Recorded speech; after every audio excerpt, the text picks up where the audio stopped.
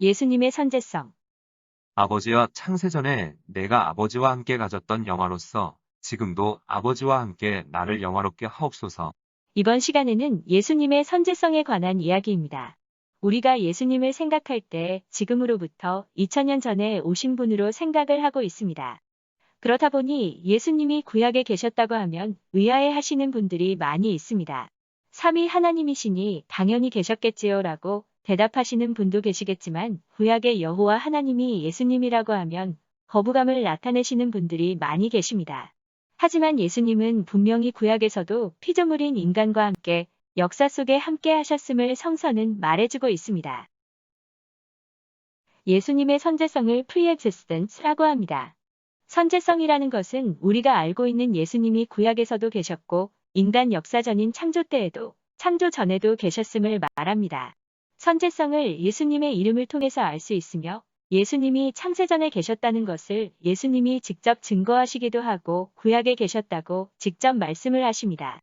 제자들도 예수님이 창조주 하나님이심을 증거하고 있고 바울 사도도 증거하고 있습니다.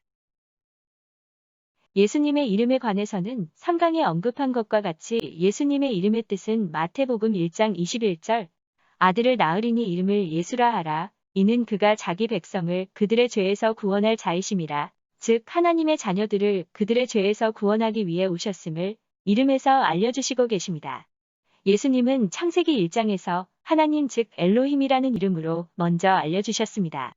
엘로힘은 엘로라는 하나님이라는 뜻과 복수형인 힘이 붙어서 엘로힘이 되는데 이 이름의 뜻은 창조주 하나님을 뜻하고 삼위 하나님이심을 알 수 있는 이름입니다.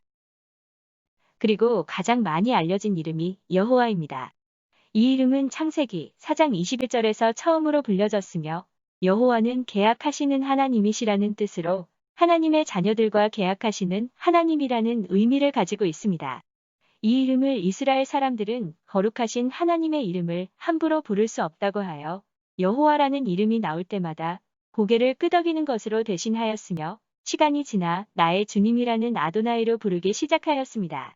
아도나이는 나의 주님, 주인 대신 하나님이란 뜻을 가지고 있으며 이 이름이 헬라 시대 때 구약을 번역한 70인역에서 피리오스로 번역을 하였는데 피리오스는 노을로 번역이 되었고 노는 예수님을 표현할 때 사용이 되었습니다.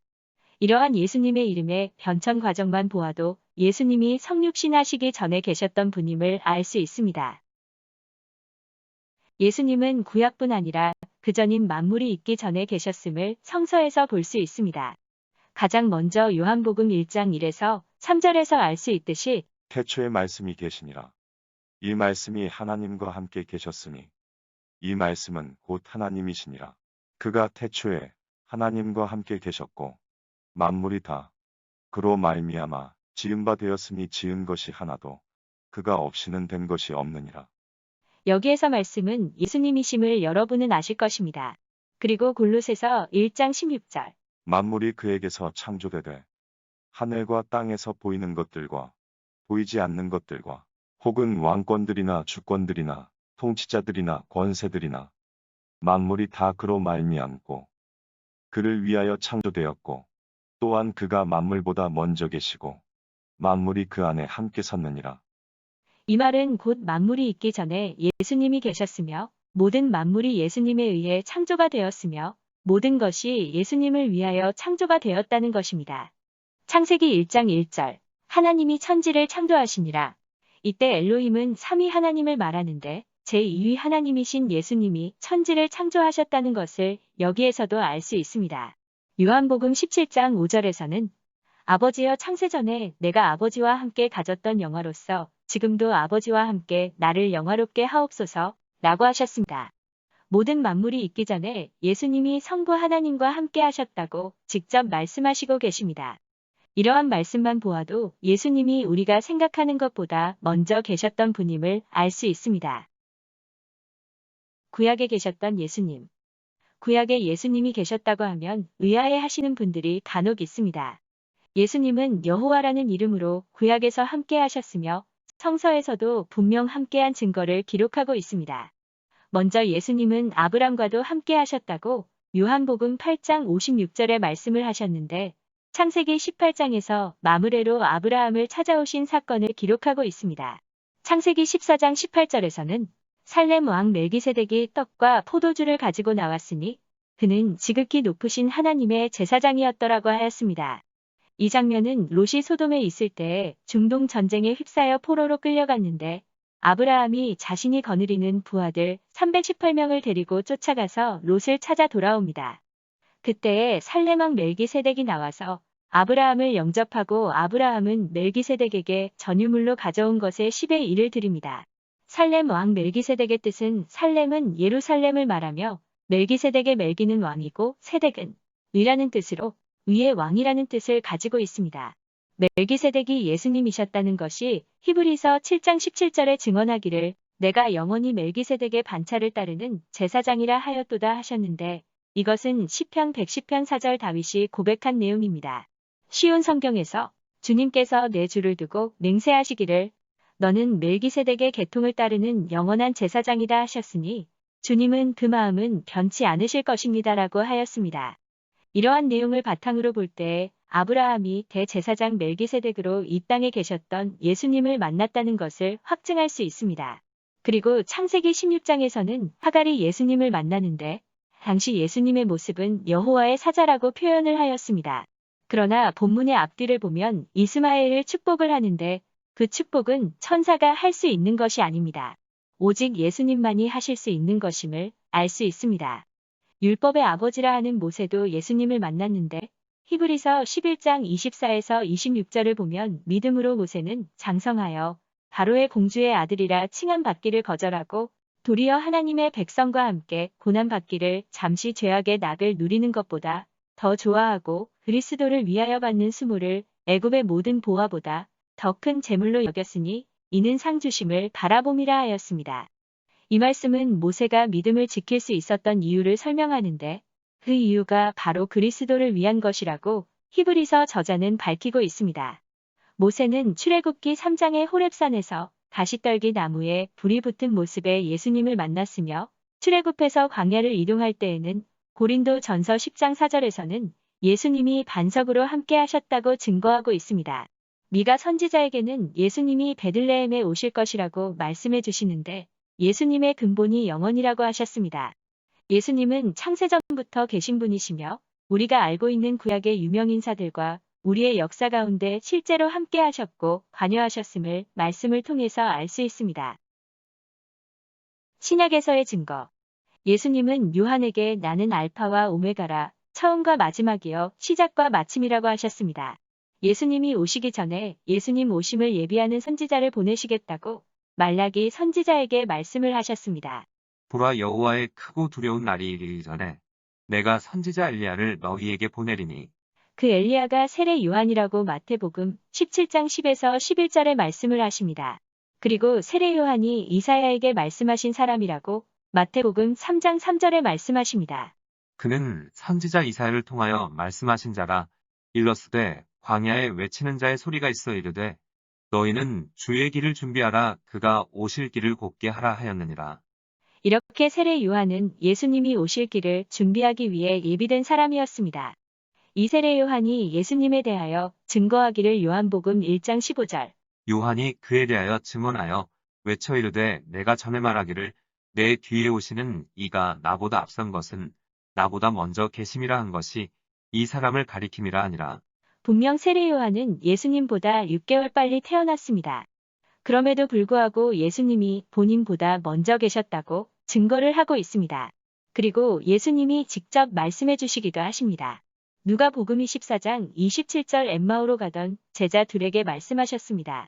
이에 모세와 모든 선지자의 글로 시작하여 모든 성경에 쓴 바 자기에 관한 것을 자세히 설명하시니라. 의심하는 11 제자들 앞에 오셔서 구약에서 말씀하신 것이 예수님 자신이심을 말씀하십니다. 누가복음 24장 44절. 또 이르시되 내가 너희와 함께 있을 때 너희에게 말한 바 곧 모세의 율법과 선지자의 글과 시편의 나를 가리켜 기록된 모든 것이 이루어져야 하리라 한 말이 이것이라 하시고 요한복음 5장 39절. 너희가 성경에서 영생을 얻는 줄 생각하고 성경을 연구하거니와 이 성경이 곧 내게 대하여 증언하는 것이니라 하셨습니다. 당시 성경이라고 하면 구약 성경을 말하며 구약 전체가 예수님에 관해 증거를 하고 있음을 말씀하신 부분입니다. 이것을 예수님은 제자들을 통해 말씀하신 것이 아니라 직접 제자들에게 말씀해 주셨습니다. 그러니 분명히 예수님은 베들레헴에서 탄생하시기 전에 계셨고 우리의 역사를 계획하셨고 주관해 가시는 분이심을 알 수 있습니다. 예수님 당시 유대인들이 예수님을 십자가에 못 박아 죽였던 이유를 여러분은 아십니까? 그들은 예수님이 성부 하나님과 하나라고 하시고 메시아이고 그리스도라고 하셨기에 십자가에 못 박아 죽도록 하였습니다. 그런데 그 이유가 전부일까요? 분명히 예수님은 요한복음 8장 56에서 58절에 너희 조상 아브라함은 나의 때 볼 것을 즐거워하다가 보고 기뻐하였느니라 하셨고 마태복음 23장 37절 예루살렘아 예루살렘아 선지자들을 죽이고 내게 파송된 자들을 돌로 치는 자여 암탉이 그 새끼를 날개 아래에 모음같이 내가 내 자녀를 모으려 한 일이 몇 번이더냐. 그러나 너희가 원하지 아니하였도다 말씀하셨습니다. 그럼에도 유대인들은 마태복음 26장 65절에서 예수님이 신성 모독을 하였다고 해서 십자가에 못을 박습니다. 그런데 신기한 것은 이 말을 들은 다수의 유대인들은 예수님을 죽이려 하는데 소수의 제자들은 그렇게 하지 않고 예수님을 믿었다는 것입니다. 예수님이 창세전에 이러한 모든 것을 계획을 하셨는데 그 계획 중에 하나가 유대인들이 성자 하나님이신 예수님이 이 땅에 오신다고 선지자들에게 말씀해 주시고 실제로 왔을 때 알아보지 못할 것을 계획을 하셨다는 것입니다. 그것을 모세에게 미리 말씀해 주셨습니다.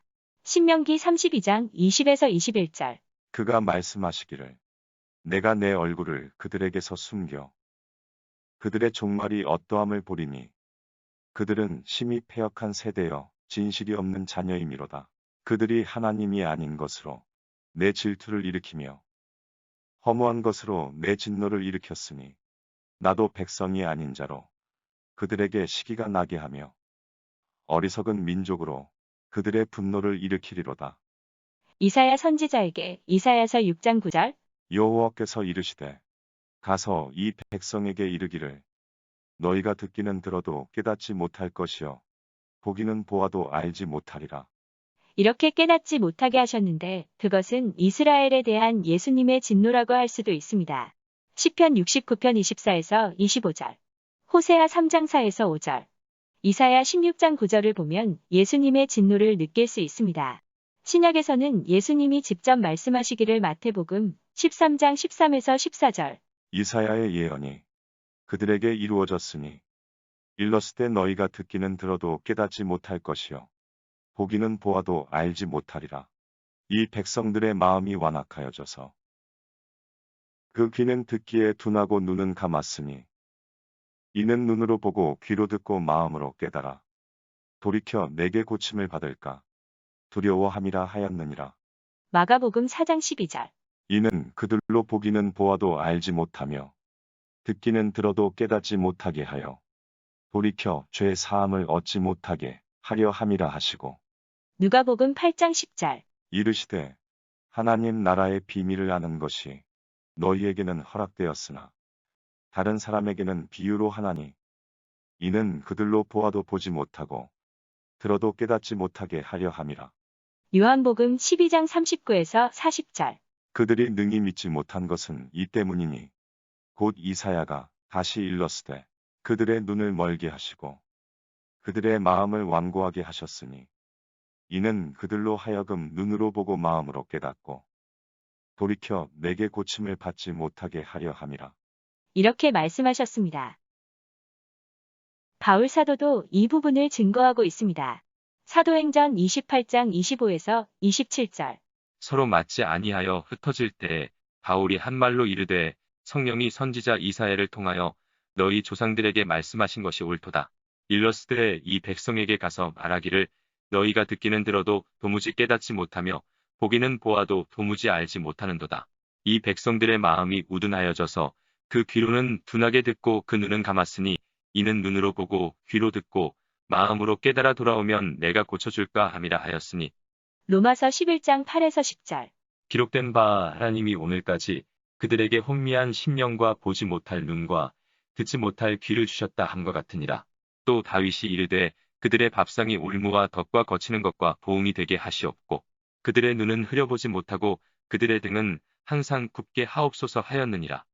이제 예수님의 계획하심을 조금 아시겠습니까? 로마서에서 바울은 분명히 밝히고 있습니다. 로마서 16장 25에서 26절. 나의 복음과 예수 그리스도를 전파함은 영세 전부터 감추어졌다가 이제는 나타내신 바 되었으며 영원하신 하나님의 명을 따라 선지자들의 글로 말미암아 모든 민족이 믿어 순종하게 하시려고 알게 하신 바 그 신비의 계시를 따라 된 것이니 즉 창세전에 감추어졌던 것이 바울의 때에 예수님이 나타내신 것이라는 말입니다. 이것을 고린도전서 2장 7절, 에베소서 1장 3에서 14절, 골로새서 1장 16절, 베드로전서 1장 19에서 20절, 디모데후서 1장 9절에서 증거하고 있습니다. 예수님은 참 하나님이십니다.